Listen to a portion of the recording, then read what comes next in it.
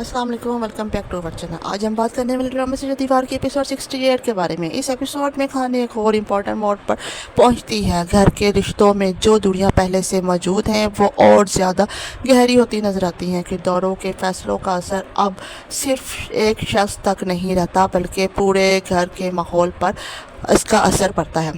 इस एपिसोड में शारिक को जब पता चलता है कि फ़हद जो है नाज़नीन ने फ़हद की मदद की थी आफ़िया और अहमद के रिश्ता तुड़वाने में, तो वो फ़हम के ऑफिस में पहुंच जाता है और वहाँ पे उसे कहता है कि मुझे 50 लाख रुपए का चेक दे दो, वरना मैं आफ़िया को सब कुछ बता दूंगा कि तुमने किस तरह से अहमद और आफ़िया के बीच में रिश्ता ख़राब किया।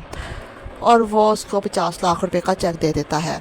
दूसरी तरफ घर का सौदा हो जाता है और अहमद बिलाल के पास आता है और उसे साइन करवाता है। इतनी देर में शारिक भी वहाँ आ जाता है और कहता है कि मैं तो बगैर इस पे साइन नहीं करूँगा, और वो उस कागजात को पढ़ता है और उसके बाद उस पर साइन करता है।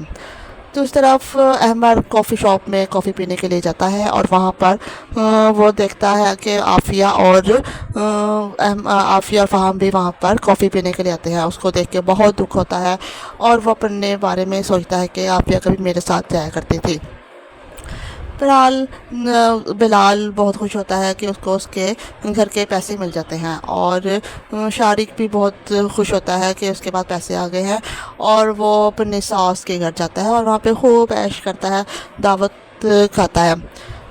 दूसरी तरफ गुड़िया बाजी जब अपने घर में बुटीक पे होती है तो वहाँ पे हमज़ा आता है और उसे कहता है कि मुबारक हो, तुम्हारे लिए एक सरप्राइज़ है। तो वो कहती है क्या सरप्राइज़ है? तो वो उसको कागजात दिखाता है, उसमें घर के कागजात होते हैं। वो कहता है कि तुम्हारा घर मैंने तुम्हारे नाम कर दिया है और मैंने ख़रीद लिया था।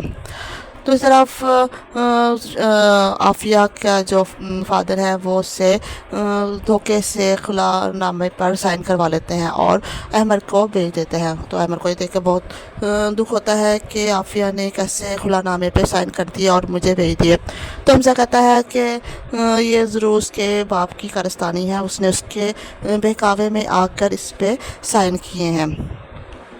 Overall episode 68 emotional drama, family conflicts और सस्पेंस का अच्छा कॉम्बिनेशन रहा। एपिसोड के एंडिंग भी व्यूवर्स को अगले एपिसोड के लिए क्यूरियस छोड़ देता है और कि अब साथ सच किसके सामने आएगा और कौन किसके साथ देगा। रेटिंग 10/8। अगर आप चाहें तो मैं इसे अगर आप कुछ और रिव्यू चाहते हैं तो मुझे ज़रूर बताइएगा, कमेंट कीजिएगा और चैनल को सब्सक्राइब करें। मिलते हैं अगले एपिसोड के रिव्यू के साथ। खुदा हाफिज़।